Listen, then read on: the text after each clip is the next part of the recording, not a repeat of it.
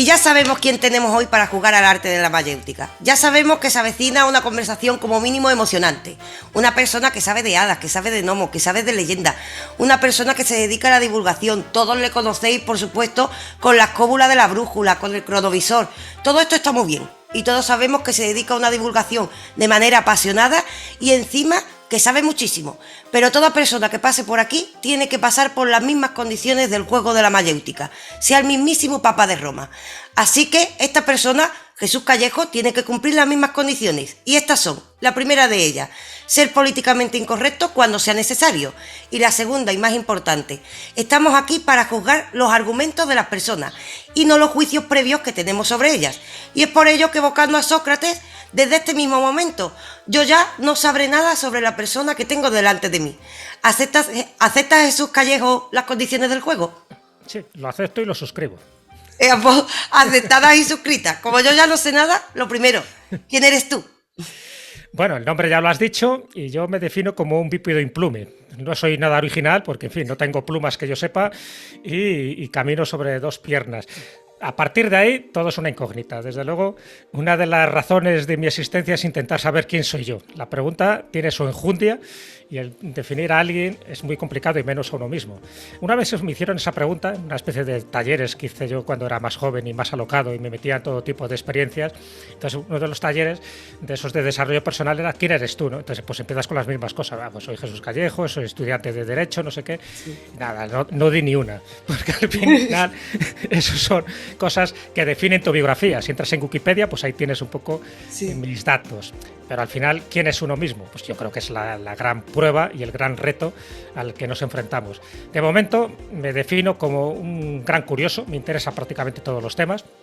Eso que dicen que nada humano y nada divino me es ajeno. Efectivamente, otra cosa es que no domino nada, soy un auténtico aprendiz de todo. Hay gente que me llama maestro y digo, maestro yo, sí, estoy precisamente empezando a vivir y al final tengo la sensación de que me iré pues sin saber las cosas básicas de esta vida, porque cuanto más sabes, y ahí sí que me identifico con Sócrates, salvando las distancias por supuesto, pero sí que me doy cuenta de que sé muy poco de mí, sencillamente eso, que soy un experimentador, que he venido aquí pues para vivir, para disfrutar, para compartir, pero que cuanto más sé, más me doy cuenta de que o nos han tomado el pelo, o hay que reescribir la historia, o algo pasa, porque hay ciertos datos que no me cuadran. Así que si te sirve esa definición, soy un eterno pues eso, curioso de la vida y de mí mismo.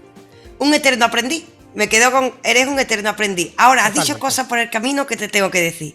Una, lo de bípedo implume. A Platón le cogió Diógenes y le dijo, oye, le llevó un gallo desplumado. Tú un gallo no eres. Implume, efectivamente, claro, un gallo no eres. O sea, eres un ser humano, pero con mucha curiosidad. Te has definido, por en medio has dicho que si estudiaste Derecho o algo así has soltado, y también has dicho que te llaman maestro. Ahora bien, tú te consideras un eterno aprendiz, pero yo te tengo que preguntar por qué te llaman maestro. ¿Qué haces tú? Nada, por supuesto, no soy profesor, ni sencillamente escribo libros, como tú has dicho, ¿no? Soy director de un podcast que se llama La Escóbula de la Brújula y colaboro en Serie Historia en una sección que se llama El Cronovisor con mi querido Nacho Ares. Pero bueno, ya sabes que muchas veces, y lo tomo pues como un apelativo cariñoso, mucha gente considera que sabes más que ellos y bueno, pues te dicen, oye maestro, ¿por qué no me indicas o no me aconsejas o me dices cosas de estas? Y bueno, pues lo tomo como un elogio, pero sé perfectamente que si me pongo más purista y más filosófico, todos somos maestros en lo nuestro, en lo que sabemos, y todos somos aprendices. Por lo tanto, es verdad que cada uno sabemos lo que sabemos. Yo creo que la clave está en saber los límites de cada uno. Yo creo que sé mis límites, sé hasta dónde puedo llegar, sé lo que sé y lo que no sé. Pero bueno, ya te digo que cuando alguien te llama maestro, lo entiendo como eso, como la palabra original de maestro, ¿no? Como aquella persona que puede todavía enseñar algo a los demás. Y si yo puedo enseñar algo a los demás a través de estos medios que te he comentado, a través pues, de la escritura, a través de la radio, a través de mis intervenciones en televisión, pues qué bien, porque en el fondo es contagiar el entusiasmo y contagiar esa curiosidad de la que te hablo al principio. Un eterno aprendiz que se dedica a compartir conocimiento y además se ha desvelado fuerte la identidad, porque quien no conoce el cronovisor y la escóbula de la brújula, ¿sabes? Y por en medio has dicho que has escrito libros, te voy a preguntar por ello. Ahora bien, se me ha ocurrido una cosa por el camino. Yo estudié, y además no hace mucho porque lo llevé a un programa, Canal Sur, un efecto, un sesgo cognitivo que suelen decir que se llama efecto Dunning-Kruger, que es que la persona en realidad cuanto menos sabe, más cree saber. En cambio tú te consideras aprendiz porque seguramente has cogido muchas cosas por el camino. O sea, normalmente las personas que estudian mucho son las que se sienten más ignorantes. El que se siente muy sabio normalmente es que, claro, no tiene ¿cómo le podríamos llamar a eso? No tiene una referencia. Es decir, si yo no sé nada sobre el espacio, puedo contar que la luna me influye para muchas cosas. ¿Por qué? Porque no sé nada sobre la luna. Cuanto más estudie sobre la luna, más difícil será que me invente historias sobre ello. Y es de ahí que el conocimiento realmente nos dé esa sensación de ignorancia. Así que yo me vuelo que realmente algún motivo tienen para llamarte maestro. Ahora bien, te pregunto, ¿cómo empiezas tú a hacer estas cosas? ¿Por qué te da a ti por decir, yo todo lo que voy aprendiendo lo voy a compartir a través de televisión, de radio, de libros? ¿Eso por qué? Bueno, yo creo que por una necesidad básica que tenemos los seres humanos. Cuando sabes algo, pues tienes ganas de compartirlo, ¿no? Sí. No es como lo de la felicidad. Cuando eres feliz, quieres compartir esa felicidad con alguien. Si no, no eres feliz, o por lo menos no eres feliz auténticamente, de una forma mucho más abierta. La felicidad, si es real, tiene que ser compartida, igual que pasa con el conocimiento. ¿De qué sirve que estés en una isla desierta, sepas muchísimo sobre cocoteros y sobre el comportamiento de los delfines, si luego no se lo puedes decir a nadie, ¿no? Sí. Yo creo que una cosa es el conocimiento, que es verdad que yo creo que hay que compartir, hay que divulgarlo de la mejor manera que uno sepa, ¿no? Con las herramientas que la naturaleza nos ha dado, y la otra es la sabiduría, ¿no? La sabiduría es cuando interiorizas ese conocimiento, cuando no necesitas ya compartirlo, sino sencillamente tienes una serie de, bueno, pues de verdades que te sirven un poco pues para defenderte en este camino que llamamos vida, o en este camino del héroe, ¿no? Como lo diría Joseph Campbell. Y yo pues tengo mis convicciones, que esas a veces las comparto, no las comparto en función de si alguien me lo pregunta o no me lo pregunta, ¿no? Esas clásicas preguntas existenciales, ¿no? De si existe Dios y si hay vida más allá de la vida. Bueno, cada uno tiene sus opiniones. Pero es cierto que las demás cosas, es decir, las investigaciones que uno hace, los viajes, yo me considero un viajero que he viajado por muchísimas partes de España y también del mundo. Entonces, bueno, pues te gusta compartirlo, ¿no? Si alguien va a tal lugar, oye, no te olvides de mirar en tal sitio, de tocar tal objeto, porque dicen que da suerte o no, o ni te acerques, ¿no? Por si acaso. Bueno, yo creo que esas cosas son buenas, porque en el fondo estamos en una aldea global y en el fondo yo creo que ese verbo que es compartir es fundamental, porque cuando más compartamos, cuanto más elaboremos un poco esa red social que nos une a todos, esos hilos rojos, según dicen los cuentos japoneses, ¿no? Que nos une a todos, y sobre todo a aquellos que estamos destinados a encontrarnos antes o después. Yo creo que eso es lo bonito y es lo fundamental. Cuando hablo del conocimiento no quiere decir que estemos hablando siempre de Platón, o que estemos hablando de Shakespeare, o que estemos hablando de astronomía o de lo que sea. No, el conocimiento muchas veces es compartir un momento, una vivencia, el hablar, por ejemplo, con un señor de un pueblo que la primera vez que le encuentras y le preguntas, bueno, ¿sabe usted de alguna leyenda? Y ese hombre te lo cuenta con su mayor sinceridad, y ese momento, incluso compartiendo un chato de vino, compartiendo una tapa en el bar del pueblo, esos son momentos para mí muy agradables. Pero para que eso ocurra, para que ocurra esa magia, para que ocurra esos pequeños milagros, tienes que estar abierto a la experiencia, tienes que estar abierto al asombro, que en definitiva yo creo que ese es el origen de la filosofía, ¿no? El estar abierto al asombro, porque si no, es como que pasas de esta vida y no te enteras de nada. Y también yo creo que, y algo que yo digo con cierta asiduidad, es que aquí estamos de paso, pero estamos solo de ida. También hay que desconfiar de las personas que dicen que están de vuelta, porque el que dice que ya está de vuelta es que no se ha enterado de nada. El camino es muy largo. Estamos de paso, es decir, ya que vamos a vivir el tiempo que sea, los 70, 80, 90 años que nos den de experiencia a la vida, hay que disfrutarlos, pero por lo menos no amargarnos y en la medida que uno pueda, ya te digo, intentar compartirlo. Ya te digo, cuando es compartirlo, es compartir esos momentos agradables con la persona, aquella que te quiere escuchar, y con aquella persona que tú quieres aprender. En definitiva, como siempre se ha dicho, si tenemos dos orejas y tenemos solo una boca, es porque tenemos que escuchar más y hablar menos. Mira, eso me ha encantado, ¿eh? Porque además, ¿sabes qué sensación tengo? Porque has empezado diciendo que si estudiaste Derecho, que si libro, y la gente se podía haber imaginado pues alguien serio que viene a compartir conocimiento de una manera seria y tal. Pero mientras tú estabas hablando, daba la sensación de que era un niño, de que eres una especie de niño que se asombra ante el mundo, y además has nombrado algo que yo reclamo mucho normalmente, el compartir conocimiento, pero has dicho en un bar tomando algo, con alguien que te cuenta una historieta de un pueblo, es decir, recuperar esa vida que nos une a través de la palabra oral, hablada, porque ahora nos conectamos mucho por la palabra escrita. Yo creo que hay mucha diferencia. Es decir, incluso lo escrito, decía Deleuze, que es que tiene unas normas. Cuando nosotros escribimos, estamos siguiendo unas normas. Sin embargo, cuando estamos hablando con la otra persona, hay más lugar a la espontaneidad. Y yo creo que el tipo de aprendizaje es diferente. ¿Te da a ti entonces por aprender y compartir ese conocimiento pillado por en medio de tu historia, recorriendo pueblos de alguna manera y escuchando a la gente contar historietas? Claro, ten en cuenta que la primera literatura es la oral. ¿Sí? Claro, la primera literatura siempre es la oral, es la que se transmitía, ¿no? De un pueblo a otro, en fin, el papel que hacía el cuentacuentos o que hacía el chamán o que hacía el tusitala, es decir, contar historias, y siempre eran orales, y lo que estabas contando era el recuerdo de un pueblo para que no se olvide, porque al final, sabes que la peor muerte es el olvido, sea de una persona o sea de una tradición o sea del origen, ¿no? De un acontecimiento, que muchos de esos acontecimientos luego dan origen a fiestas y dan orígenes a rituales y a tantas y tantas cosas que luego si quieres comentamos. Entonces yo creo que esa es la primera literatura, no lo creo, lo sé. La primera literatura es la oral, luego se va poniendo por escrito, y cuando se va poniendo por escrito, por una parte se refuerza el mensaje, pero por otra parte se prostituye también el mensaje, porque cuando alguien lo pone por escrito lo pone a su manera, a su gusto, quita, añade, retuerce, tergiversa, en fin.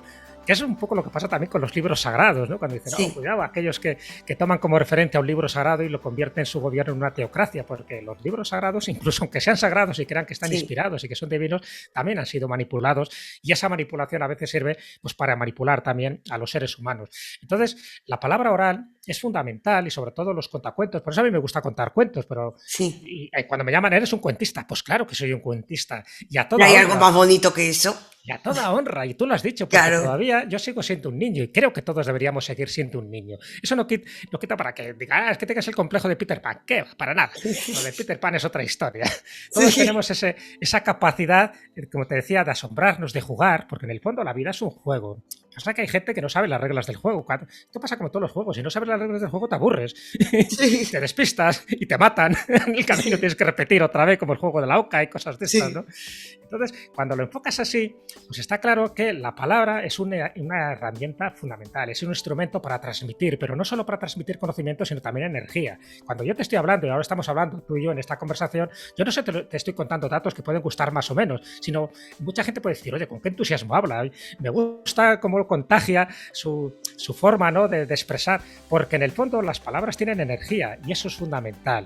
Y esa es la parte que yo creo que no debemos olvidar, porque lo que hacen los cuentos, lo que hacen las tradiciones, lo que hacen ese tipo pues, de romances o de relatos antiguos, lo que hacen es decirnos de dónde venimos, lo que somos y a dónde vamos, porque si olvidamos un poco nuestros orígenes, pues estamos claro que somos como pollos descabezados que no sabemos a dónde vamos. Entonces yo creo que eso es fundamental. Hay que mirar para atrás para saber nuestras tradiciones, pero no quedarnos atrás, sino sencillamente recoger esas tradiciones orales que nos han contado y que luego se pusieron por escrito para ir avanzando en el camino, porque esto es un camino, Raquel, un camino siempre de ida. Sí. Y tú haces esto en tu obra, me imagino yo, porque mira, lo que utilizan la palabra lo oral, que yo creo que siempre tiene mucha más fuerza, ya lo sabemos por radio, lo hemos dicho, la escóbula de la brújula, el cronovisor, pero claro, no hemos hablado de esa obra escrita, y yo ya estoy pillando, aunque esté desde la ignorancia, que tú seguramente en esa obra nos hablas de cuentos, nos hablas de esas leyendas y nos la traes de alguna manera.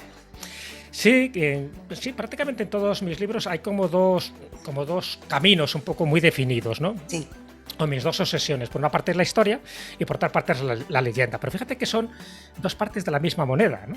Y muchas veces lo quieren hacer antagónico algunas personas. Pues no, una cosa es la historia, que son los registros escritos, que es un poco lo oficial, y otra es la leyenda, en fin, las cosas que son cosas fantásticas, que no están probadas y que nadie se cree. Bueno, gran error, ¿no? Sí. La leyenda y la historia se complementan. Allí donde nos llega la historia está la leyenda. Ya sabes que muchas leyendas tienen un pozo de realidad. Eso te lo dice cualquiera, no es nada original. Sí. Pero claro, para saber qué pozo de realidad tiene, tienes que indagar, tienes que escarbar un poco en esas leyendas. Hay algunas que están inventadas de cabo a rabo, de una forma totalmente intencionada, ¿no?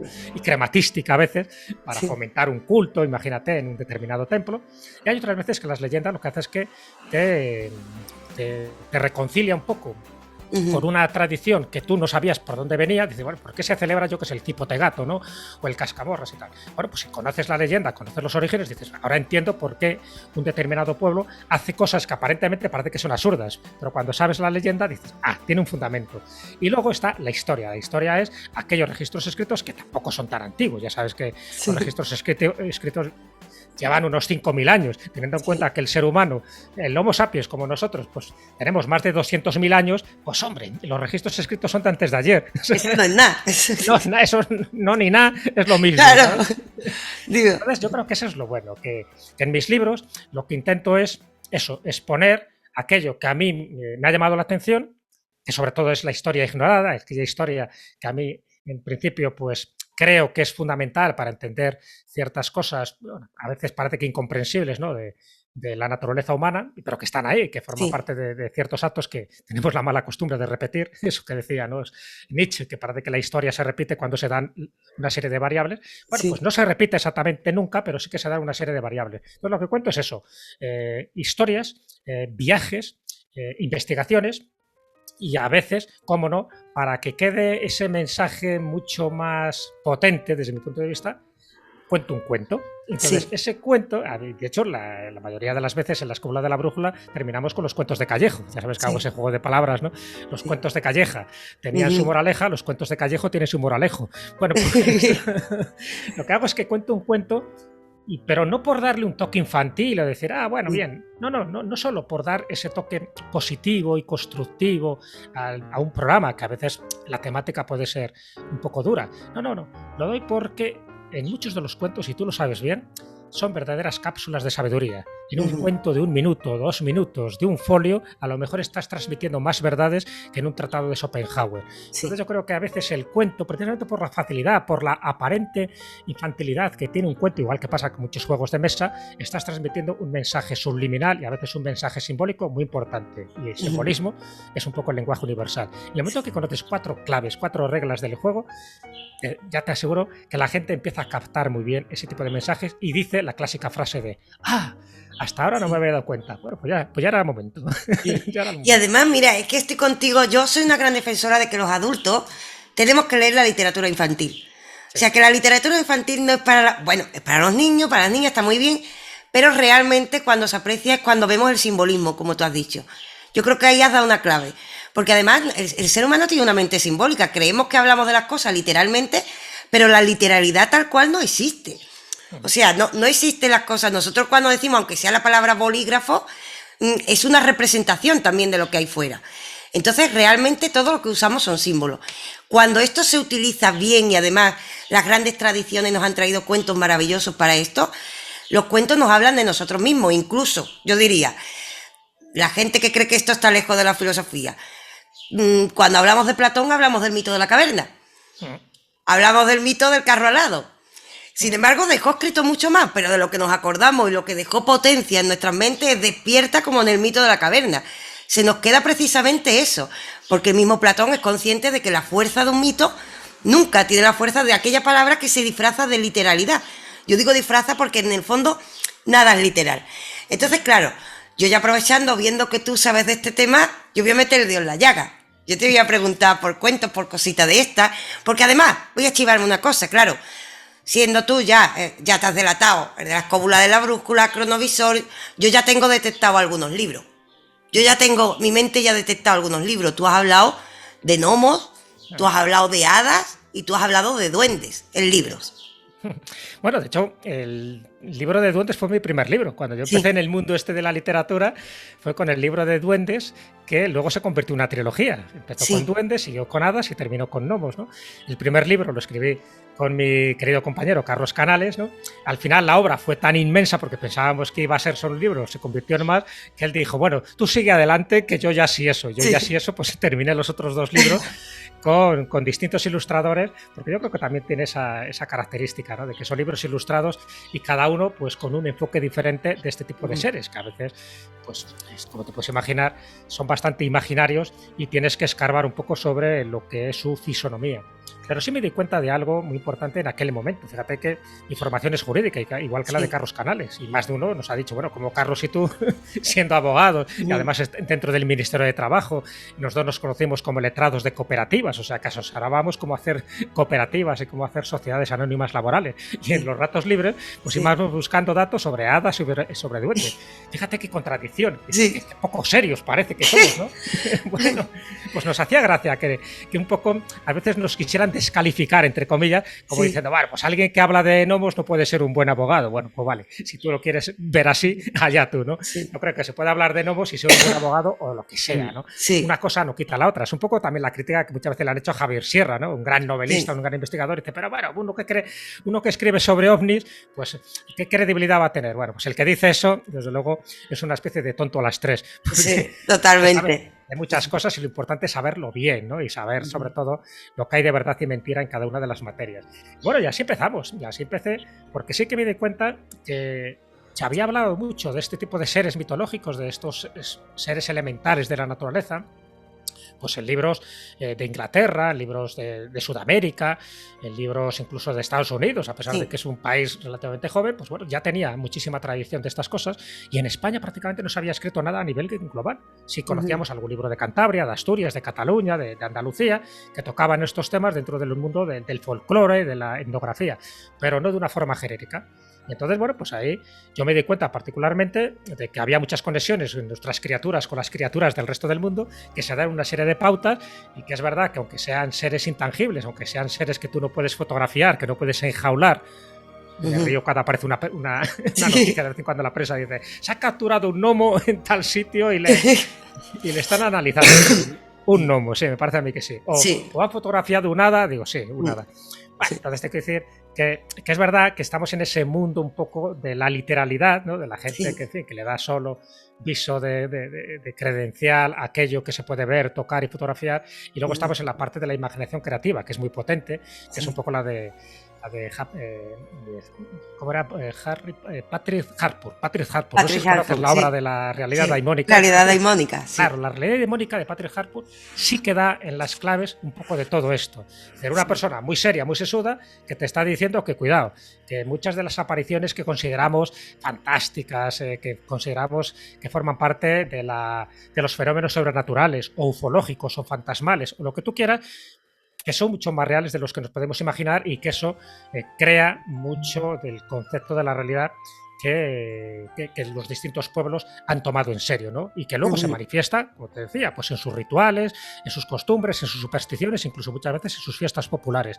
Esas creencias, si las desdeñamos o pensamos que solo forma parte de una materia infantil, estamos muy equivocados. Y lo que es peor, nos estamos perdiendo una gran parte de la información. Entonces, bueno, pues me di cuenta que a través de los duendes, de las hadas y de los gnomos, sí que había todo un trasfondo potentísimo, una especie de reglas comunes que se podían incluso analizar, por supuesto, nunca dogmatizar, porque estamos hablando de un terreno muy escurridizo, pero sí analizar de que no somos tan diferentes, ¿no? Y que cuando la gente dice de una forma tasativa, yo no creo en estas cosas, dice, bueno, pues vale, pues si tú no crees en esto, ten en cuenta que todas las tradiciones de todos los pueblos, de todas las culturas, de todas las épocas, han creído en este tipo de seres, dándoles otros nombres. Es verdad, lo de hadas, gnomos y duendes son palabras muy genéricas, que solo en España, por ejemplo, con la de duendes, yo he localizado 50 palabras diferentes solo para definir a los duendes. Cada uno los llama de una forma distinta, pero son las mismas criaturas. Entonces, desde ese punto de vista, dices, oye, esto es mucho más complejo, es mucho más divertido, es mucho más ameno todo esto, porque en el fondo nos están transmitiendo este tipo de creencias en seres sobrenaturales o en seres que forman parte de ese imaginario popular, nos están transmitiendo una información poderosísima que, si la sabemos, entendemos muy bien por qué ciertos pueblos hacen lo que hacen o por qué creen en lo que creen. Entonces, una cosa es, perfecto, lo que es el mundo de la fantasía, otro es el mundo de la ciencia, pero a veces ese mundo de la ciencia, de la fantasía e incluso el de la religión están mucho más unidos de lo que nos podemos imaginar. Y cuando digo imaginar, lo digo con conciencia. Sí. No, y además una cosa que yo no entiendo de ese argumento de yo es que no creo en esto. Vamos a ver, por un lado, esto es estudio antropológico. Es decir, es antropología. Tú cuando entras en antropología estudias las costumbres de todos los pueblos, las creencias de todos los pueblos. Es decir, creas o no, esto no es importante para que eso sea relevante. Es decir, esto es relevante en cuanto al estudio del ser humano, lo que está es rechazando una parte de la cultura. Por otra parte, también es historia. Es decir, sigue siendo inválido ese argumento de es que yo no creo. Y después otra cosa que a mí me llama mucho la atención, y es que no es necesario en qué no crees. Es decir, la persona que está diciendo no creo está dando por sentado una literalidad, es decir, está dando por sentado el hada a los campanillas, por ejemplo. Eso es, claro. Está dando por sentado eso. No se está dando cuenta que hay un concepto que no sabemos exactamente qué significa, porque las palabras son así, hay un concepto hada, un concepto duende, tú has dicho que hay más conceptos para duende, da igual, un concepto que nos está diciendo que al ser humano le pasan cosas que no entiende.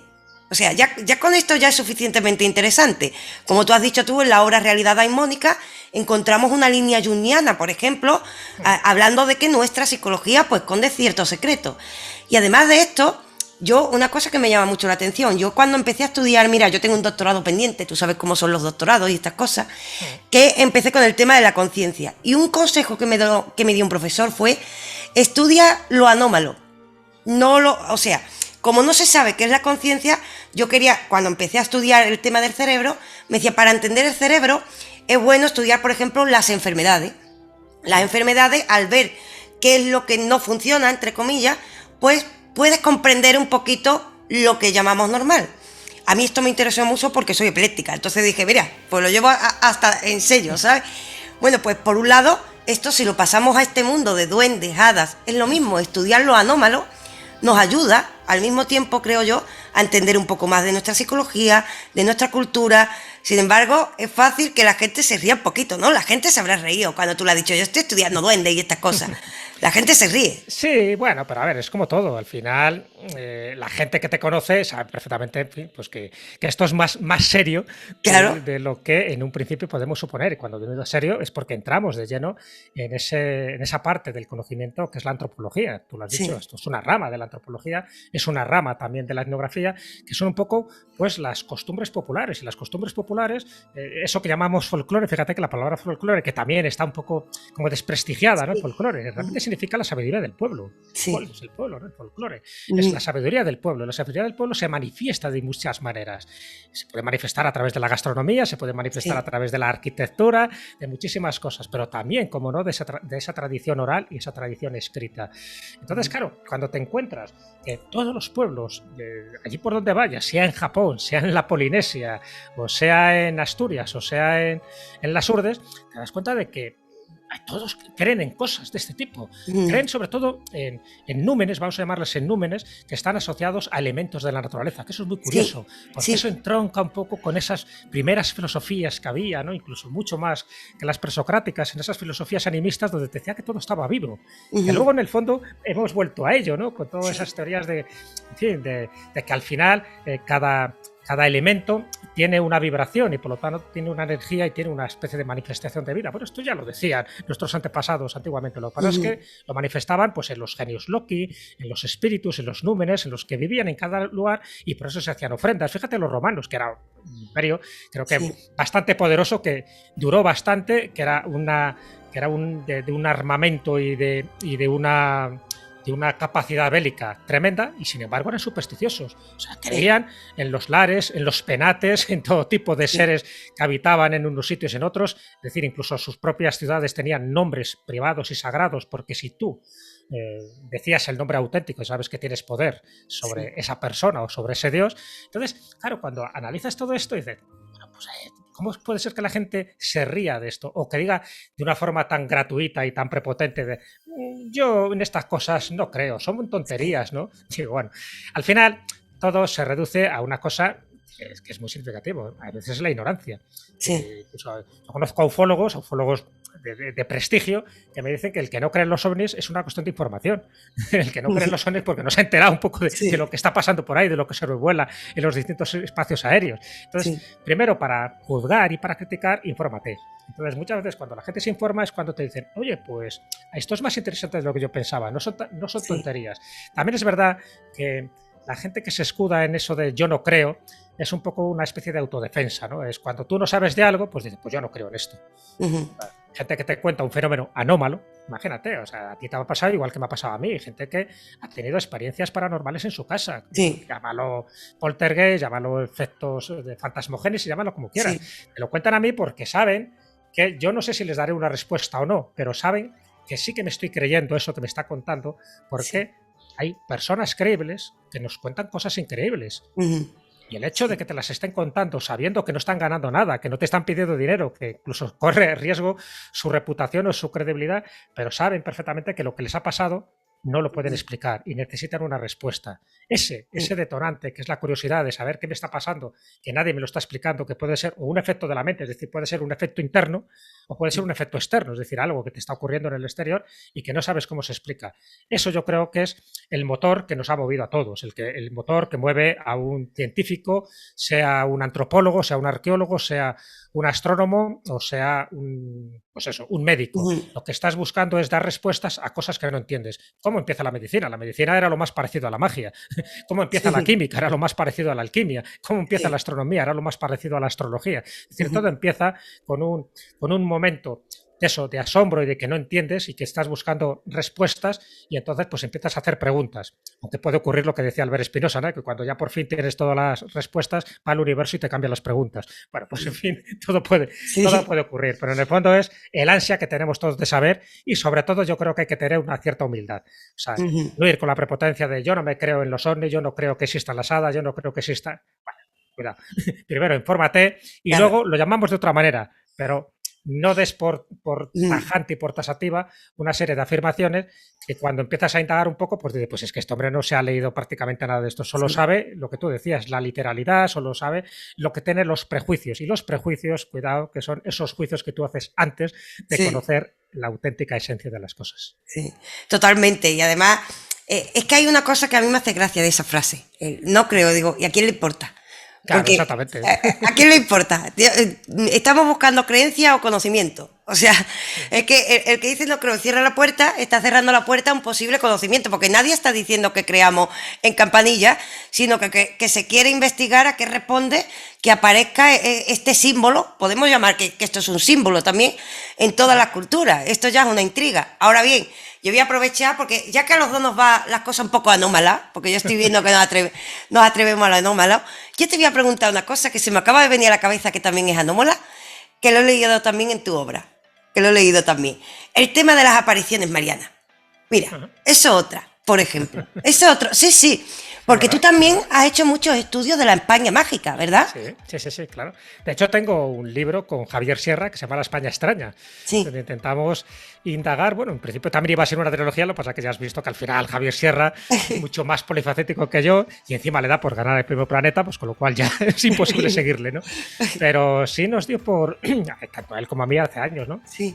Por eso, por describir esa otra España, ¿no? La España más insólita, más sagrada, más anómala y sobre todo más extraña. Y en ese libro en concreto recogimos lo que eran solo fenómenos aéreos, ¿eh? O sea, fíjate que dejamos los terrestres y los acuáticos para otro momento. Solo los fenómenos aéreos y claro, ahí te das cuenta de muchísimas cosas. Y sobre todo te das cuenta de que hay que tener una serie de, ¿cómo te diría? Como de señales para saber si estás un poco en el camino correcto, ¿no? Ya te digo, con independencia de que la gente luego te crea o no te crea, eso da igual, lo que tú decías, ¿qué más da? Sí. La gente no te cree. Yo os pongo los datos y ahí están, y luego cada uno, que es como pones un tipo de comida y si la quieres comer, la comes, si no la comes, no la comes, da igual, o sea, esa comida está ahí. Tú te la pierdes. Tú te la pierdes, a mí me ha alimentado, si te alimenta a ti, pues fenomenal, ¿no? O sea, que cada cual. Y entonces sí que nos dimos cuenta de que había una serie de cosas que tienes que tener siempre muy, muy en cuenta. Una de ellas es eso, fíjate en las leyendas de cada pueblo.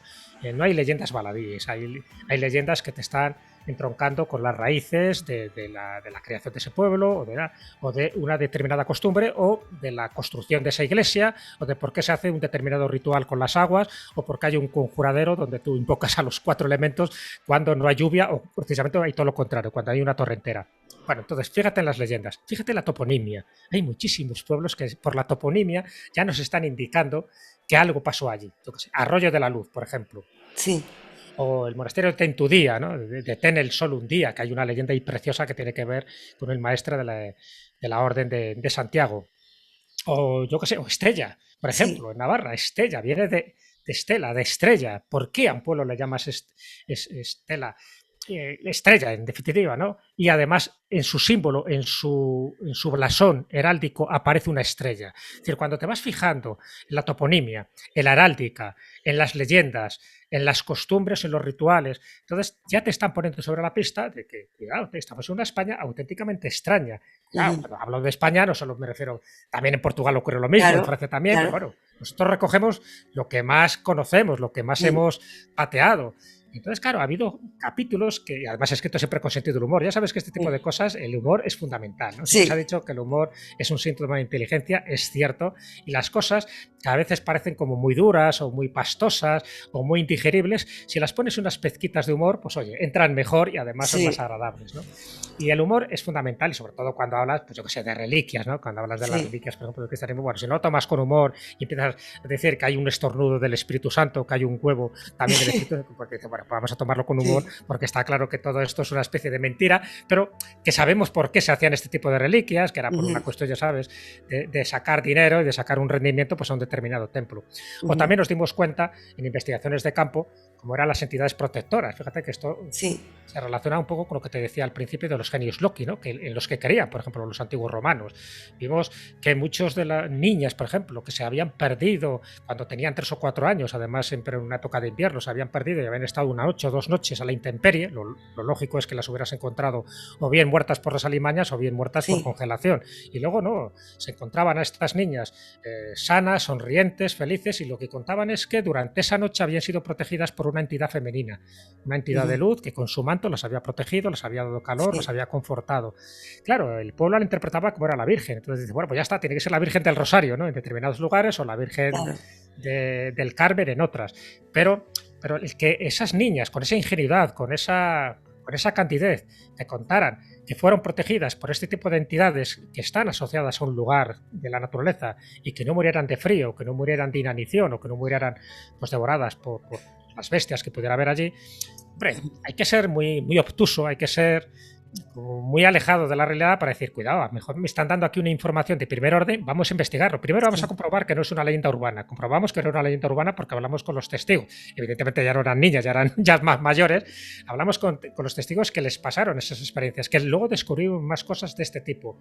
Entonces dices, oye, esto es fenomenal. Aquí tienes un material antropológico que algunos académicos, algunos catedráticos, algunos que están asociados a universidades no quieren tocar porque creen que esto es una especie de desprestigio, allá ellos, pero nosotros que no tenemos nada que perder, que vamos precisamente con nuestras herramientas a las claras, que no ocultamos nada y sencillamente lo que queremos es aprender y además compartirlo, pues nos dimos cuenta de cantidad de cosas de estas que estaban ocurriendo en el pasado y en el presente en España.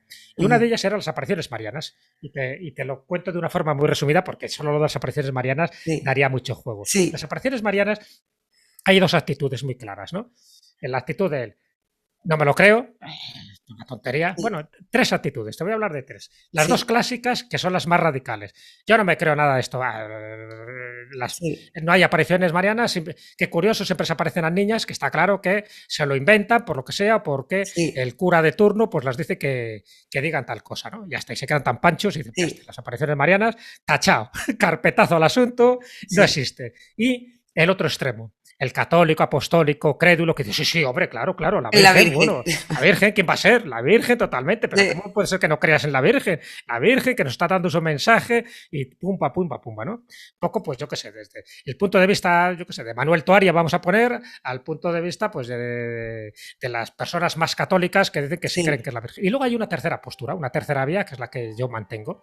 A ver, yo no creo que sea la Virgen, efectivamente, pero sí creo que hay un tipo de aparición de una entidad femenina, por lo menos la apariencia es femenina, que está transmitiendo un tipo de mensaje y que, ojo, no es algo exclusivamente del cristianismo. Este tipo de apariciones las llamamos marianas porque se asocian con la Virgen, ¿no? Con la Virgen María.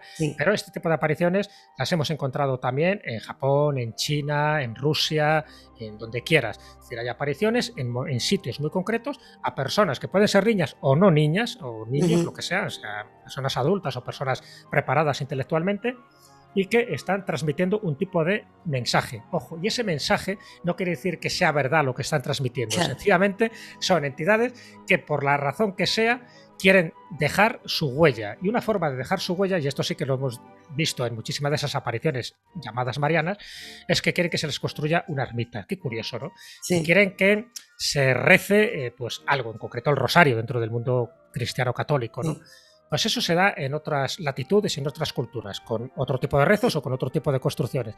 Dices, ajá, digo, aquí están ya demostrando una cierta debilidad, porque si están diciendo y tiene tanto interés en que se les construya algo, ¿por qué es? Sencillamente porque quieren marcar ese lugar. Lo marcan con esta aparición. Sí. Evidentemente, desde una cosmovisión cristiana tú crees que es la Virgen, desde una cosmovisión budista pues piensas que es otra cosa, o desde una cosmovisión sintoísta pues pensarás que son un kami que se ha presentado de esta manera, o no, o es una manifestación de Amaterasu. Da igual. En definitiva, lo que te está diciendo es, lo importante es el lugar.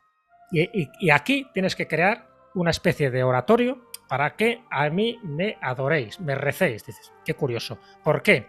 Porque en definitiva, si tiras un poco del hilo, ya te digo, de un hilo general, es que ese tipo de culto y de energía que se manifiesta en ese culto, a este tipo de entidades les gusta o lo necesitan. Y entonces dices, qué curioso, porque entonces, si te das cuenta, en los lugares de manifestaciones marianas, yo que sé, los más clásicos, desde Medjugorje a la Virgen de Fátima o a la de Lourdes, son lugares de peregrinación de muchísima concentración de energía sobre todo, y es verdad que se da un proyecto de do-des, ¿no? Doy para que me des. Es decir, por una parte, la gente reza, hace sacrificios, hace ofrendas, y por otra parte es cierto que se producen lo que llamamos milagros o prodigios, ¿no? Solo en Lourdes hay reconocidos, pues me parece que más de 80 y tantos milagros, pero milagros de estos totalmente justificados por los médicos, de casos desahuciados por la medicina que milagrosamente se han curado, y se han curado justo en ese lugar, o bien en Fátima o bien en Lourdes. Bien, perfecto. Entonces te das cuenta, si vas tirando de ese hilo, fíjate que te estoy hablando de una forma muy rápida, ¿no?, de las apariciones marianas, dices, vale, hay ciertos lugares donde se producen apariciones, la Virgen no es, porque estamos hablando de ese numen que ya estaba ahí desde tiempos inmemoriales y que ya ha habido leyendas anteriores que hacían referencia a esta aparición, pero que en un momento dado es como que se sella, se cumple el deseo de esa entidad, se crea la ermita, el oratorio o el santuario, y en ese momento se producen, por una parte, beneficios para el que va allí, para el que peregrina y para qué tal, pero lo que no sabemos es si se producen beneficios para aquella entidad que dijo que se construyera. Y desde mi punto de vista, sí que también se producen beneficios para ese tipo de entidad. Y por eso se va retroalimentando. Por eso son lugares muy energéticos. Y por eso son lugares que, cuidado, si lo queremos asociar a una religión, perfecto, porque haya cada cual las creencias de alguien, pero yo voy más allá. Está por encima de la religión. Estamos dentro de un tipo de creencias que vienen de épocas muy antiguas, que ya los griegos, los etruscos, los celtas ya creían en este tipo de seres que se manifestaban en la naturaleza, pero que luego con el cristianismo le hemos dado un giro, una vuelta de tuerca, y la vuelta de tuerca son apariciones marianas. Por lo tanto, ya has visto, entre las dos posiciones de es la Virgen o no es nada, cuidado, a lo mejor hay una cosa intermedia que sí explica y justifica muchas de las cosas que se están haciendo, o los millones y millones de personas que cada año van a este tipo de santuarios. ¿Qué quiere decir? ¿Que son tontos? Evidentemente no son tontos la gente que va allí, va porque creen que allí se van a sanar, y para que lo crean se tienen que producir de vez en cuando ese tipo de prodigios o de milagros, y a fe que se producen, ya te digo, ya hay casos documentados de médicos escépticos que pueden demostrar que mucha gente desahuciada se ha curado de forma sorprendente tanto en Lourdes como en Fátima. Bueno, pues ahí tienes un mecanismo perfecto de cómo se generan este tipo de creencias y de cómo se genera precisamente el pensamiento mágico, manifestándose de esta manera. Sí. Mira, una cosa, voy a aprovechar porque había un montón de cosas y te voy a explicar por qué me interesa a mí esto también. Mira, primero que avisar una cosa, que en el libro de todas maneras que yo leí que hiciste con Javier Sierra, en el libro sois dos periodistas contando, ni siquiera decís aquí aparece la Virgen, no, estáis diciendo, describen que aparece una mujer, ya cada cual interpreta lo que quiere, hacéis un esfuerzo a ese respecto, por eso quiero señalarlo, porque el libro La España extraña merece la pena porque te abre la posibilidad de que tú lo interpretes como te dé la gana. Es decir, no decís en ningún momento otra cosa, que dentro del concepto aparición mariana, como tú dices, pues entra que la gente la llamaba Virgen, pero ustedes no hacéis nunca ese salto, sino que hacéis un trabajo descriptivo, como harían los científicos que solo describen lo que están viendo, pero sin meterse en la conclusión de qué es. Ustedes hacéis ese trabajo. Claro, pues hablamos siempre de una entidad femenina, y decimos femenina porque así la describen, como una entidad femenina. Hay otras veces que son entidades masculinas, pero nunca definimos que eso sea la Virgen, o que sea la diosa tal, o que sea Artemisa, o que sea Venus, nada, para nada, porque sabemos que en función de las culturas y de las creencias cada uno lo define de una manera, ¿no? De hecho, cuando además desde la antigüedad ha aparecido la dama del lago, siempre ha aparecido eso como un fenómeno muy extraño, que además yo pienso mucho en la teoría junguiana, ¿no? El propio Jung se pregunta hasta dónde nuestra cabeza puede crear símbolos y proyectarlos, pero la humanidad en su conjunto. Es decir, hasta dónde estos arquetipos pueden estar interactuando con nosotros. Es decir, aquí puede que haya un conocimiento pendiente incluso del ser humano si se investiga como habéis hecho vosotros en estas anomalías. Es que para mí es clave. Yo creo que esto pasa como en la película Matrix, ¿sabes? Cuando se da, ¿te acuerdas cuando aparece 2 veces el gato que se parece el déjà vu, dices, cuidado, aquí hay una anomalía. Ahí es cuando dices, a lo mejor esta realidad que estamos viendo no es exactamente porque hay un fallo de programación. Bueno, pues los fallos de programación, que en el fondo es una metáfora, como lo que tú decías al principio, ¿no? Esas metáforas de, bueno, todos estamos durmiendo y no hemos despertado y pensamos que estamos despiertos cuando realmente estamos en un sueño, que es lo que decía Buda, ¿no? O esto es una gran obra de teatro, todos estamos representando un papel, pasa que hay algunos que saben que está representando un papel y otros no. Y otros se están identificando con el papel, allá ellos. Bueno, son metáforas, ¿no?, del conocimiento. Bueno, pues una cosa pasa parecida a esto. Es decir, cuidado, hay cosas que se dan como pequeñas claves, como pequeños cortocircuitos donde dices, esta anomalía, si tiro del hilo, ya me está indicando de que, cuidado, no todo está explicado, no todo tiene unas claves matemáticas o unas claves geométricas, hay cosas que se nos escapan de nuestro entendimiento. Entonces, bueno, pues vamos a ser, primero, conscientes de ello y segundo, vamos a aportar nuestra humildad de que solo podemos mostrar los datos, mostrar, no demostrar. Esa es la diferencia. Y lo que hacemos en ese libro, y lo que yo he hecho yo, por ejemplo, pues en La España Fabulosa, que es otro libro que tengo, publicados bueno, de esta forma más individual, ¿no? Ahí me hizo el prólogo Javier Sierra, pero en La España Fabulosa también intento rescatar esas anomalías que existen en España. O en este último que he publicado, he visto cosas que no creerías. Es decir, lo que busco es eso, las anomalías, los cortacircuitos, esas claves que nos indican de que estamos en la Matrix y que a lo mejor para entender un poco ese concepto de la realidad y para entender un poco las reglas del juego o para saber un poco el papel que estamos interpretando en esta obra de teatro, pues a lo mejor conviene seguir la anomalía. Si no nos damos cuenta de la anomalía, es que algo está fallando. Algo está fallando en nuestro cerebro. Y de hecho, como tú bien sabes, el mayor misterio no está en los ovnis, no está en el Triángulo de las Bermudas, no está en la búsqueda de Paititi, está en nuestro cerebro. Sí, es que no tenemos ni idea de nuestra condición, tenemos 5 sentidos, no tenemos casi nada, ¿sabes? Para saber qué hay ahí afuera. Ahora, mira, voy a aprovechar ya que has dicho, porque es verdad que yo además, ya te lo he dicho, para el estudio de la conciencia pienso lo mismo. Me dijeron, estudia lo raro para entender lo que llamamos normal. En el caso de si vas a estudiar medicina, estudia las enfermedades y así sabes cómo funciona el cuerpo, por ejemplo, ¿no? Si queremos estudiar la realidad, tenemos que intentar irnos a los anómalos. Pero yo recuerdo, no me acuerdo, y ahí me chivo besar todo el juego, pero es que es verdad, yo me he reído leyendo las anomalías contigo. Muchas gracias. Sí, con lo que me va el cachondeo, hay una que se me quedó guardada, que no recuerdo si es en el libro de Javier o en el otro de La España, pero sale una anomalía de una virgen, que yo te lo voy a decir, porque yo no sé si te va a acordar, porque no te puedes acordar de todo. Ahora, me reí, le eché para atrás, volví a leerlo, volví a reírme, esto yo sola en mi cuarto, yo sola. Era una virgen que se le parece a una virgen que, claro, yo solo por lo que voy a contar ya digo que no es la virgen. Porque vamos. Una entidad femenina, vamos a ahí llamar, estamos, ¿no? pero que la persona que la ve la relaciona con la virgen, ¿no? Dice, he visto a la virgen. Y que la virgen le dice al muchacho que vaya al pueblo y le diga que la ha visto. Y el chaval dice, a mí no me va a creer nadie, yo me voy a callar. Y después vuelve a aparecer la virgen con una panda de ángeles y le mandan que le pegue una paliza. Y yo me imagino a la Virgen con la zapatilla como la madre en antiguo diciendo, ahí, dale, que se entere quién es la madre de Dios. Yo me imagino ahí la Virgen y digo, es verdad, sí, me acuerdo. No me acuerdo del pueblo, sé que era un pueblo de Burgos, que además estuvimos allí, entramos en el monasterio, era un monasterio de monjes, y es la Virgen el que manda a unos monjes que le peguen, unos monjes también espectrales, que le peguen una paliza a ese por no creerle, ¿no? Madre mía. Y le baldan a palos, vamos, le dejan ahí molido. Pues pero eso, ya te digo, lo hemos encontrado en más de una ocasión, por lo cual dices que qué comportamiento tan poco cristiano, ¿no? ¿Verdad? Dice, se la subió a la cabeza, se la madre de Dios. Un palizón ahí casi de muerte, ¿no?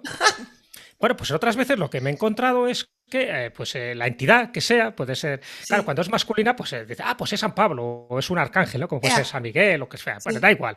Entonces le hace una torsión en la mano, que le deja la mano como la virulé, ¿no? Le rompe casi los huesos y dice, ¿ahora me crees? Claro, le deja la postura de la mano del brazo de tal forma, tan anómala, que al final el pueblo dice, esto no se lo ha podido hacer un psicópata, esto ha tenido que ser alguien todavía peor. Y entonces es cuando le empiezan a creer, dice, ¿cómo existe ese grado de sadismo, ¿no? En estas apariciones aparentemente espirituales. Bueno, pues ahí están, es que existe ese grado. Entonces ahí es cuando te das cuenta de que, cuidado, la aparición puede ser real, pero no lo asocies a la Virgen, no Claro. lo asocies a San Pancracio, por ejemplo, asócialo a otro tipo de entidades que claro que pueden hacer esas cosas y muchas más barbaridades, ¿no?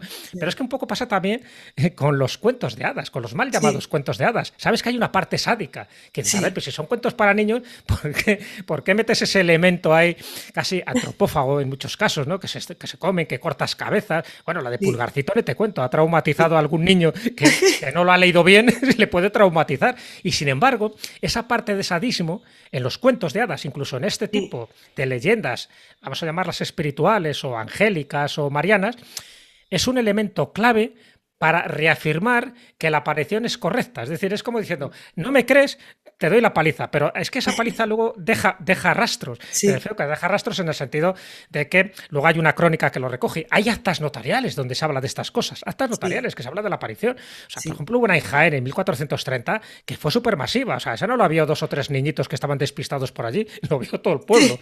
Y cuando digo todo el pueblo, los habitantes que hubiera en Jaén en aquella época, ¿no? En plena Reconquista. sí, Y hubo un acta notarial de los testigos que dijeron que yo lo he visto, que la Virgen iba en un trono, que además iba con trompetas, con tambores, con gente a caballo. ¿Y esto? Y tan pronto sí, apareció, desapareció todo. Bueno, que haya actas notariales, incluso de ovnis, también hay un ovni, el famoso ovni de Manresa, ¿no? De 1345, donde quedó reflejado, ¿no? Por un acta notarial de cómo se vio una luz que bajaba hasta la iglesia del Carmen en Manresa y bajaba precisamente de Montserrat, fíjate, de la montaña sagrada, ¿no?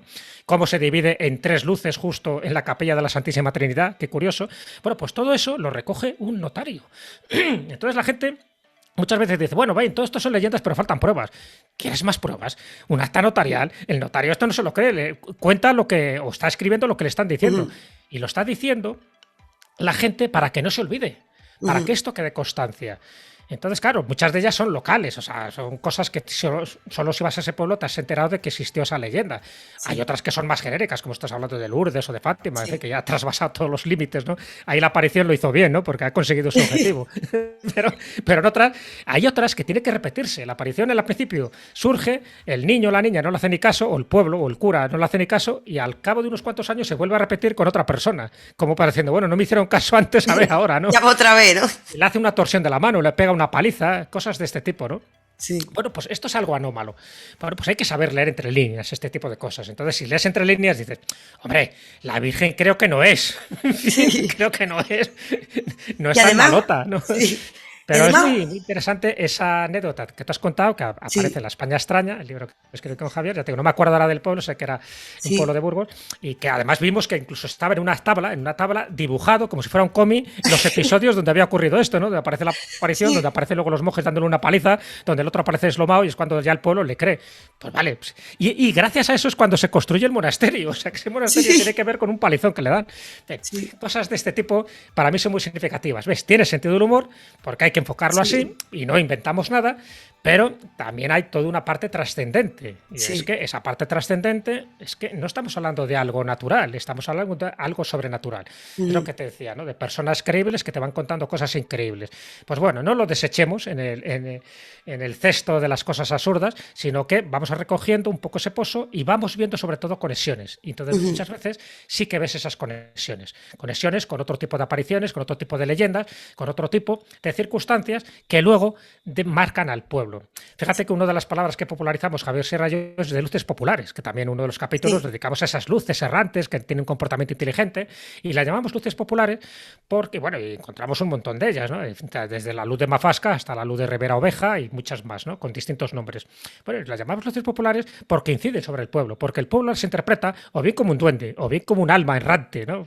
O bien sí, como un fantasma, o bien como un espíritu que está haciendo de las suyas, que se asocian a lugares donde hay tesoros escondidos, o se asocian a lugares donde luego hay reliquias, por ejemplo, de algún santo. Da igual, el hecho es que son luces que tienen un comportamiento inteligente, luces populares, porque es el pueblo el que las interpreta sí, y el que al final las reverencia y las potencia, pues poniendo, pues eso, un escudo nobiliario, como pasa en Estella, como te decía en Navarra, sí, o bien con una leyenda, o bien con una fiesta popular. Cantidad de fiestas populares que están basadas en una aparición que no supieron interpretar. Las sí, mascaradas de invierno, por ejemplo, que se dan mucho en Zamora, muchas veces tiene que ver con cosas raras que aparecen en un pueblo, no las sabe interpretar, entonces una especie de catarsis, y eso es muy interesante porque esto entra mucho dentro de la psicología y de la sociología. Hay una pieza de catarsis que para quitarte un miedo ancestral y atávico lo conviertes en una fiesta y entonces te ríes y salen demonios por ahí y les das unas palizas a los demonios o los demonios te intentan dar una paliza a ti, pero que en el origen muchas veces tiene que ver con una aparición extraña de un ser monstruoso que como no saben cómo canalizarlo, pues lo canalizan a través de un ritual festivo y se quedan tan panchos. El problema es que pasan los siglos y ya la gente no se acuerda y dice, ¿por qué haces esto? Yo no lo sé, porque lo hacía mi padre y lo hacía mi abuelo. Hay que tirar de las raíces y las raíces están en las leyendas, están en las tradiciones y están muchas veces en las supersticiones. Estoy de acuerdo y además una cosa, es que ya no hace falta que la gente crea en ese evento que haya ocurrido de cierta manera, porque esto depende de la literalidad de las personas. Es decir, tú puedes creer como un fenómeno psicológico, como algo que se ha corrido la voz, pero no importa, lo importante al final es que el pueblo ha creído en eso y eso ha configurado la arquitectura del pueblo, como has dicho, el símbolo que representa al pueblo, las costumbres del pueblo, y al final tú te tienes que preguntar qué me configura a mí, porque todos nosotros tenemos hilos que también tienen que ver con esas leyendas, porque todos hemos nacido en un lugar, en una cultura que a su vez también tiene esos rituales por eso. Es decir, muchas veces rechazamos, por ejemplo, yo soy de Cádiz, ¿no? Pues en Cádiz se lleva mucho las vírgenes en el agua, ¿no? La Virgen del Carmen, cuando la gente dice, no, es que yo ya no creo la religión, digo, pero no importa, que ahí está la cara de los marineros, que ahí hay un símbolo también de los marineros que están trabajando en tu tierra. Es decir, esas leyendas al final terminan configurándonos de alguna manera. Claro, tú eres de Cádiz y hay una leyenda que tú conocerás, que es cuando se produce, en fin, el famoso terremoto del 1 de noviembre de 1755 en Lisboa. Sabes que Cádiz también sufre las consecuencias y se produce un maremoto. Sí, entonces hay un barrio de Cádiz donde llegan las aguas a un nivel determinado, sale en procesión la Virgen, que no me acuerdo ahora de qué iglesia. La de Rosario. ¿Y qué ocurre? Que las aguas llegan hasta ahí. Sí. Un geólogo lo podrá explicar de forma tal. No, bueno, pues que por el desnivel, por lo que tú quieras. Bueno, el hecho a nosotros nos explican siempre que hay unas puertas de tierra, que se llama, que son unas puertas muy grandes que separan el Cádiz antiguo del nuevo. Y es verdad que tú ahora mismo vas a Cádiz y notas que hay dos Cádiz, el que se comió el maremoto y el que no se lo comió. Y son como unas puertas romanas muy grandes y dice, estas pararon la ola, ¿no? Pero es cierto que en lo que tú dices, todavía se saca los símbolos de la Virgen del Rosario como la que salva Cádiz. Claro, entonces, bueno, puede ser que tenga una explicación natural, ¿vale? Pero mucha gente en aquella época, y estamos hablando del siglo XVIII, pensó que aquello fue un milagro, que fue un elemento sobrenatural, y no solo lo pensaban entonces, sino que lo siguen pensando a día de hoy. Bueno, pues esa es la fuerza de las creencias. Esa es la fuerza de las creencias. Eso es lo que no tenemos que desdeñar, no lo tenemos que ignorar y mucho menos reírnos de ello. Porque si la gente cree en ello, pues por algo será. Entonces, lo único que tenemos que hacer, los que nos llamamos investigadores o los que buscamos un poco en el mundo de la antropología, es encontrar causas, encontrar razones, encontrar conexiones. Y a partir de ahí tendremos una visión un poco más amplia del mundo. Y yo creo que cuando tienes una visión más amplia del mundo es más divertido, porque empiezas a ver esas conexiones, empiezas a darte cuenta de, cuidado, que a lo mejor estamos en Matrix, como te decía antes, a lo mejor hay cortocircuitos aquí muy curiosos, que es lo que llamamos anomalía, que me parece muy, muy buena la palabra. Sí. Y además es divertido también admitir que hay cosas que no conocemos. Claro. Es que esta supuesta seguridad en el conocimiento que tenemos, esto es algo muy moderno, esto es algo que damos por sentado ahora. Antes... Por cierto, del siglo XVIII, sobre todo el siglo de la razón, ¿sabes? El siglo de las luces, ya dije, aquí todo esto se explica con la razón. Pero, a ver, si tenemos dos hemisferios cerebrales, uno es el hemisferio derecho y el izquierdo, y sabes que uno pues es la parte más intuitiva y la otra parte más racional, pues lo mismo pasa también con todo esto. Entonces, a lo mejor lo bueno es combinar esos dos mundos, ¿no? El mundo racional con el mundo intuitivo. Yo creo que ahí está la clave. No podemos decir, lo sabemos todo, porque no lo sabemos todo, eso sería una estupidez decirlo, ¿no? Pero por otra parte, no desdeñes la otra información que nos viene de, vamos a llamarle, de lo más heterodoxo. ¿Sabes? Lo bueno es combinar lo ortodoxo, que es el conocimiento oficial académico, con lo heterodoxo. Pero es que esto lo sabían hacer muy bien, por ejemplo, en la Edad Media, incluso en la Edad Moderna o en el Renacimiento, ¿no? Sí. Leonardo da Vinci sabía perfectamente el mundo ortodoxo y heterodoxo. Era capaz de diseccionar un cadáver, con lo cual se jugaba el pellejo porque estaba prohibido en aquella época, y hacer un horóscopo o ver el vuelo de las aves para hacer los ornitópteros, en fin, este tipo de maquinaria, ¿no? Para poder volar, o te creía también en ese mundo más fantástico.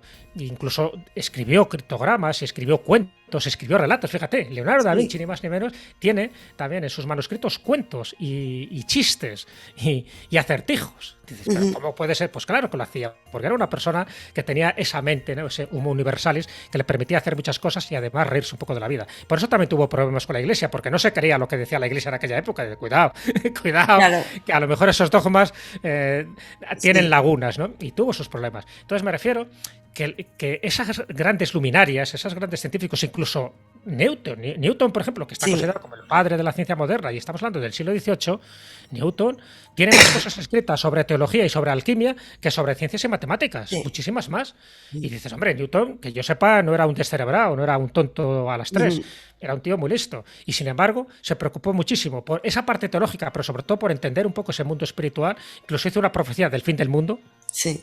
Dijo él cuando va a ocurrir el fin del mundo, analizando el libro de Daniel, dijo que era para el 2060, pero esto que quede entre nosotros. No Hombre, podemos hablar. viendo cómo está la cosa, a lo mejor lleva razón. El 2060, ya veremos, a ver cómo estamos para entonces. Y él escribió muchísimo sobre alquimia, Él estuvo buscando la piedra filosofal. En fin, y entonces te quiero decir que, que no estamos hablando de gente... Y además no sabemos hasta qué punto, una cosa que normalmente se separan, ¿no? Se dice el que investigaba de alquimia y el científico. Digo, es que no sabemos hasta qué punto investigar de alquimia ha fomentado la imaginación de tal manera que ayuda a los descubrimientos científicos, porque ojo, en los descubrimientos científicos también hay mucha imaginación. No sabemos hasta qué punto desarrollar una mente simbólica atendiendo a los símbolos de las historias, de las leyendas, nos ayuda al mismo tiempo también a lo otro, porque por ejemplo cuando hablamos de estamos en la era de la razón, yo pienso muchas veces, digo, ¿será por eso que tenemos tanta enfermedad mental?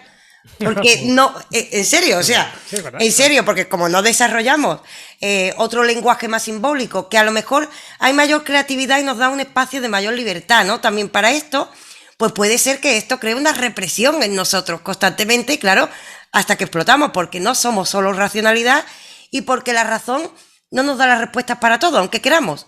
Y eso crea cierta angustia, es decir, separar el científico del lado, digamos, más anómalo. Sí. Quizás están muy relacionados, quizás eso ayuda, porque crea un tipo de dinámica a la hora de aprender diferente, ¿no? Yo creo que para mí es esencial. Yo creo que los grandes científicos son los que también tienen en cuenta esas otras posibilidades. Esas posibilidades que no son científicas, pero que están ahí, ¿no? Yo creo, Einstein, por ejemplo, fíjate, yo creo que estamos hablando de otras de las grandes luminarias, ¿no? En fin, de las grandes mentes pensantes del siglo XX. Einstein tenía también su concepto de lo que era Dios, de lo que era el más allá, de lo que era la vida después de la vida. Tiene entrevistas de ese tipo. Es decir, cuando tú observas esas explicaciones, no solo Einstein, ¿no? Sino también Eddington o Max Planck, en fin, todos los que en su momento estuvieron relacionados o bien con la teoría de la relatividad o bien con la mecánica cuántica. Hay un libro, ¿no?, que se llama Cuestiones cuánticas, donde son entrevistas a todos estos científicos, increíble. Y las preguntas que les hacen no son sobre fórmulas matemáticas o sobre química o sobre física, no, son sobre esto, ¿no?, sobre las cuestiones que estamos hablando tú y yo ahora mismo. Entonces, las respuestas que dan ellos no se distinguen mucho de lo que puede decir un místico en la India, no se distinguen mucho de una respuesta que hubiera dado Krishnamurti o que hubiera dado Yogananda. Para nada. Entonces dices, cuidado, esta gente tenía el cerebro bien estructurado. Por una parte son científicos y son referentes, ahí están, pero por otra parte, cuando se salían de ese terreno y tú les preguntabas un vis a vis, un tú a tú, ¿no?, sobre esto, te contaban cosas que estaban muy cerca de ese mundo espiritual o ese mundo místico, y no es porque creyeran en Dios o no, sencillamente porque sabían que había algo más. Y eso es una parte para mí de inteligencia. Es decir, aquel que solo cree que la realidad es lo tangible, lo material, lo que vemos, lo que tocamos, uy, cuidado. Yo creo que hay que aprender, hay que aprender a decir no lo sé. Hay que aprender a decir otra vez no lo sé. Y, no lo sé, sí, claro. Es que humildad, además, lo que te decía, tener la humildad. Sí. Yo lo que veo en ti es eso. Yo lo que veo en ti es que tú mantienes ese asombro, porque al final, ¿qué es lo que hacía que estas personas, además de ciencia, investigaran otras cosas? El asombro. Y tú te has empezado preguntando por quién eres, y es de lo primero que has nombrado, el asombro, la curiosidad. Al final llegamos a eso. Ahora bien, me queda por preguntarte un poquito más sobre tu última obra. Tú nos llenarás de ese asombro en esa obra, y que nos hace invitarnos otra vez a lo que yo intuyo que esto es antropología, en el fondo, antropología de lo extraño, lo que tú nos traes. Sí, sí, sí, mira, me gusta esa palabra, antropología de lo extraño. Pues sí, efectivamente, es que es eso, es que es eso. Sí, Porque en el fondo lo que hago es indagar un poco en eso, en nuestras creencias, en nuestras costumbres, en nuestras tradiciones, en nuestros rituales, en eso, en nuestras devociones, en sí. nuestras rogativas, en nuestras procesiones, el por qué se hace lo que se hace, por qué cuando, y eso se está haciendo actualmente, por qué cuando hay una sequía prolongada te sacas a San Antonio o Sí, sacas a verdad, San Pascual, le sacas en andas, lo sé que se sigue haciendo ahora. Ahora con la ¿eh? pandemia, tú sabes con la pandemia la cantidad de gente que ha ido a rezar a Santa Rita, en fin, a San Claro, Pancracio, en fin, a los santos imposibles, a estos que te sí. que sirven para un roto y para un descosido, ¿no? Porque es que eso es algo consustancial al ser humano, son las creencias. O sea, otra cosa es que sus creencias sean erróneas o no sean erróneas, pero la gente necesita creer. Ya sabes que no hay ateos puros. Dicen, no, yo no Sí, creo en Dios. Bueno, pero seguro que crees en otras cosas. O sea, sí. llámalo Hay un como libro quieras. de Daniel Dennett, presidente de la Sociedad Americana de Ateísmo, que es el ateo, filósofo ateo, ¿no? Pues sacó el libro, siendo honesto, un libro que se llamaba El hechizo permanente, una cosa así. Y cuando te lo lees, muy interesante porque apuesta por esto que dices tú. Él dice, yo soy ateo porque no creo en Dios, pero quiero saber por qué mi cerebro cree en cosas. Claro, efectivamente, porque es que es una necesidad Sí, consustancial sí, al ser humano. mm, Necesitas creer. Claro, ahí está también una de nuestras debilidades, porque como necesitamos creer, es cuando surgen, ya sabes, los cantamañanas, en fin, sí, los creadores de sueños falsos que te venden, pues eso, terapias, te venden cursos, te venden libros, te venden de autoayuda y tal. Es decir, que se apoyan en nuestra credulidad para mm, sacarnos dinero y para llevarnos por caminos equivocados, son los falsos mesías o los falsos claro, gurús, ¿no? Que los hay, ¿no? Pues digo que muchas veces necesitamos creer en algo, pero cuidado, cuidado, también hay que saber un poco informarnos, sí. saber cuál es el camino correcto, ¿no? Mm. Cuál es el camino que nos conduce pues al centro, ¿no? Si seguimos un poco el juego de la oca, ¿no? Con las Sí, distintas etapas y las pruebas y cosas que tienes que tirar el dado, que en el dado en el fondo es un sí. simbolismo El a juego muy de la oca montar, es ¿no? un símbolo de nuestra vida, también. Uy, pero muchísimo, muchísimo. El juego de la oca o el parchís, por ejemplo, o incluso el ajedrez o las damas, son son juegos de la vida. Es decir, hay un Sí, simbolismo ahí radical. Si quieres algún día lo comentaremos y veremos cómo aquel que juega inocentemente al parchís o la oca, en el fondo está haciendo un recorrido de su propia vida, desde que sale, desde la casilla de inicio hasta que llega, ¿no? Y si llegas, porque si no llegas y si te pasan cosas en el camino, pues sabes que tienes que repetir. Dices, pues no sí, pasa nada, eso forma parte también del sí. juego de la vida. Bueno, por no desviarme, que como ves los temas siempre son Sí, y muy además te estoy laberínticos, robando, ¿no? que lo sepa la gente, porque yo después recorto y tú vas a estar en YouTube y en radio. Y Ah, te bueno, estoy bueno. robando más tiempo del que había dicho y todo, diciendo Ah, yo una estoy ladrona. encantado, estoy encantado. De hecho, ya sabes que el tiempo cuando lo pasas bien no existe. Así que en este momento hemos hecho una cápsula temporal, estamos en una especie de cronovisor donde este tiempo es solo para nosotros, que además lo estamos compartiendo para aquel que le interese. Bueno, pues en este último libro, ya el título creo que es bastante significativo, ¿no? He visto Sí, cosas que no creerías. También es muy mediático. Claro, ¿qué intento explicar en ese libro o mostrar?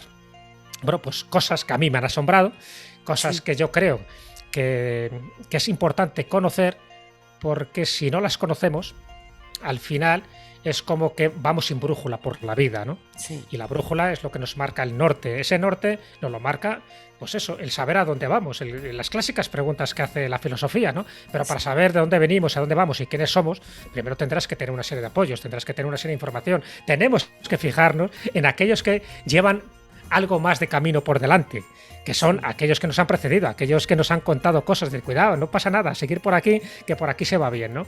Bueno, pues eso nos lo da esto, no solo la historia que conocemos, la historia escrita, la historia fehaciente, sino también nos lo dan las leyendas y las tradiciones. Entonces, a mí me gusta mucho contar este tipo de cosas, cuento cosas que evidentemente no he contado en otros libros anteriores, pero que tienen ese denominador común.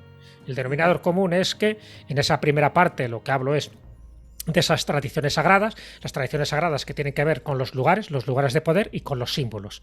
De hecho, hay un capítulo que se titula Manual de Simbología para holgazanes. Aquellas personas que van a una catedral y ven un capitel, ven una arpía, ven un dragón o ven un demonio y tal y no lo saben interpretar. Bueno, pues les doy unas pequeñas claves para interpretar eso, porque es muy importante saber si aparece una sirena, el que aparezca afuera de la catedral o que aparezca en el interior, o símbolos que sirven de protección del lugar, ¿no? Símbolos apotropaicos. Por ejemplo, las gárgolas no solo son desagües, sino que también cumplen una función protectora. Y entonces yo creo que es importante y con multitud de ejemplos, multitud de casos que yo conozco de una forma directa o indirecta, pero que los voy contando.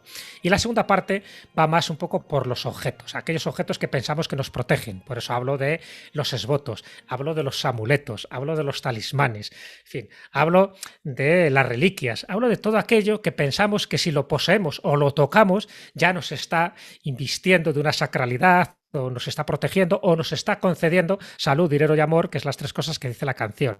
Bueno, pues a día de hoy se sigue creyendo. Entonces cuento por qué seguimos yendo a ciertos lugares para que nos dé una pareja o para que nos dé hijos o para que nos dé una salud más larga o que no nos ocurra ninguna enfermedad. ¿Por qué tocamos sarcófagos? ¿Por qué tocamos reliquias? De ahí viene la expresión de tocar madera, ¿no? De tocar el lignum crucis y tantas y tantas y tantas cosas. Entonces, en el fondo es poner el dedo en la llaga o señalar el dedo, ¿no? Cuando señalas, pero con la esperanza de que la gente no se me quede solo mirando el dedo, sino que se quede mirando la dirección donde va el dedo. Claro.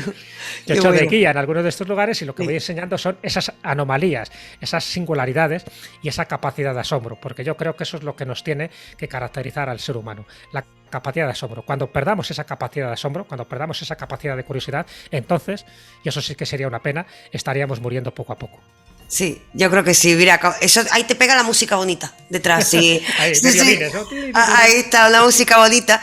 Pero además me quedo con que entonces en este nuevo obra, como estás haciendo tú en todas tus obras, porque llevas más de 20 obras publicadas, hay que recordar a la gente, he visto cosas que no creería.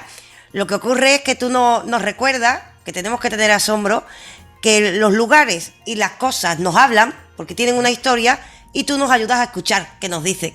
Porque claro, nosotros podemos decir voy a aprender, pero si no tenemos un poquito de guía en simbología y tal, no nos enteramos de que las cosas hablan. Entonces yo creo que en esta obra tú nos enseñas a esto y encima lo que haces, lo que vienes haciendo desde el principio, contagiarnos asombro, ¿no? Yo creo que esa es mi visión, ¿sabes? Es un poco lo que los japoneses llaman el ikigai, ¿no? Dice, tú tienes ikigai. Dice, ¿qué es el ikigai? Es una palabra japonesa que lo que significa es un propósito de vida. Es decir, que en el fondo el que no tiene un ikigai, el que no tiene una motivación para levantarte cada mañana y que no sea solo meramente conseguir pues es un sueldo para subsistir, sino esas motivaciones, esas cosas que te entusiasman, ¿no? De, pues mira, hoy voy a ver a mi amigo, hoy voy a viajar a tal sitio, hoy voy a pegarme un atracón a cocido madrileño. Esa motivación que tienes que tener cada día, ese ikigai, es un poco lo que intento transmitir en este libro, el ikigai, es decir, esa misión que cada uno tenemos en la vida, y yo creo que mi misión es dar mensajes, transmitir un poco lo que yo sé, contar mis cuentos, mis cuentecitos, contar mis conclusiones y bueno, pues... Que ya me chivo, porque ya, como vamos llegando al final, tú cuentas los cuentos también en YouTube. También, la gente... sí, es verdad. Sí, ¿verdad? Tengo ahí en mi página web, en jesuscallejo.com, hay una parte ahí que tengo ahí cuentecitos, también cuentos de Callejo, pero ahí los cuento pues mirando, ¿no? Mirando a la cámara también, porque también es muy importante los gestos, ¿no? La expresión, cómo mueves las manos, cómo mueves los ojos y tal. Y luego también en la radio, por supuesto, aquel que quiera escuchar estos cuentos de Callejo en la Escaulada de la Brújula, pues prácticamente todos los programas terminan con un cuento así. Incluso hay gente voluntariosa y encantadora que ha recogido todos esos cuentos y los tiene metidos en un archivo, ¿no? Entonces, bueno, pues solo hay gente que solo escucha o quiere escuchar esa sección, lo cual, pues mira, pues gracias. Hombre, que lo escuchen entero, que tampoco... Que lo escuchen entero, evidentemente, claro. Pero que hay gente que dice, no, pero el cuento final, oye, además es curioso porque para que veas cómo son estos cuentos, estas píldoras de sabiduría, y da igual que sea de la tradición oriental o occidental, da igual que sean cuentos sufis o cuentos hindúes o cuentos de los sius, muchas veces cuando llega al corazón, esa persona considera, y eso me lo han dicho más veces, considera que ese cuento se lo has contado directamente a él. Dice, oye, ese cuento que has contado justo ha llegado en el momento oportuno. Es el cuento que yo necesitaba, porque estaba pasando una situación X determinada y justo ese cuento me ha dado la respuesta, me ha dado la salida o me ha dado la luz que ha brillado en la oscuridad en la que yo estaba metido. Bueno, pues ese tipo de cosas son las que te congratulan y son las que te animan a seguir adelante. Son las que te hacen pensar que tienes un ikigai. Y mi ikigai es transmitir, de la mejor manera que yo sé, transmitir lo que yo he investigado y lo que yo sé. Sabiendo, como tú decías, que lo que yo sé hay que ponerlo todo en cuarentena. Es decir, que muchas cosas no me las creo ni yo, pero considero que son útiles que otras personas lo sepan. En el fondo es conocer un poco más nuestro pasado y nuestros orígenes. Yo creo que eso es fundamental, porque sin conocer nuestro pasado podemos repetir los errores. Entonces, ¿para qué? Ya los errores están ahí. Vamos a quedarnos con lo bueno, con lo positivo, con lo constructivo y vamos a seguir adelante. Todavía nos queda mucho camino por andar, muchísimo camino. Y si es en compañía, mejor. Qué bonito, y mira, hemos empezado con quién eres, yo me quedo con que eres un caminante, porque has hablado mucho de caminar, caminar, caminar. Un aprendiz, pero que comparte todo lo que vas recogiendo por el camino. Pero un aprendiz que además, cuyo ikigai es ese compartir. O sea, me quedo con que eres una persona que reparte asombro, pero también antropólogo de lo extraño. Estoy convencida que eres una especie de antropólogo de lo extraño. Y por supuesto, ya que encima compartas asombro, esta es la idea que me quedo de Jesús Callejo. ¿Te vale esa idea? Exacto, la suscribo, como te decía al principio. La suscribo, como dice un amigo mío, dice, eres un extrañólogo. Digo, pues vale, también me quedo con eso. Oye, extrañólogo también está guay, ¿eh? Extrañólogo está muy guay, ¿eh? Sí, extrañólogo está muy guay. Bueno, pues dicho esto, entonces yo ya lo que me queda es... Bueno, primero te pregunto, ¿te falta algo por decir? ¿Tú quieres decir algo de camino? Yo creo que nunca conviene decirlo todo. Así que lo que hemos dicho creo que está perfecto. Sí. Y además, así aprovecho y te puedo decir otro día que se me olvidó de preguntarte esto y te cojo otra entrevista. Cuando quieras. Las puertas están abiertas, por supuesto. Pues ya a partir de aquí lo único, yo te estoy súper agradecida, pero te voy a hacer pasar por el aro de todo el mundo. Porque a todo el mundo, cuando llega por aquí, yo por descaro también, por poner en compromiso y por seguir para adelante, le digo, me da un contacto para que pase alguien por aquí y yo le hago tu entrevistita y así no se me acaban, y tú le hablas a la persona y dices que la chavala es buena gente. ¿Un contacto así? Pues claro que sí. Tengo varios contactos, pero te doy uno. Te doy uno que, además de buen profesional, además de buena gente, además de buen amigo, también tiene ese sentido del humor que hace que las cosas sean mucho más digeribles. Me refiero a Enrique Gallud Jardiel, el nieto de Enrique Jardiel Poncela, que tiene varios libros, en fin, un poco que cuenta la historia cómica de algo, ¿no? De la literatura, del cine, pero tiene una historia cómica de la filosofía.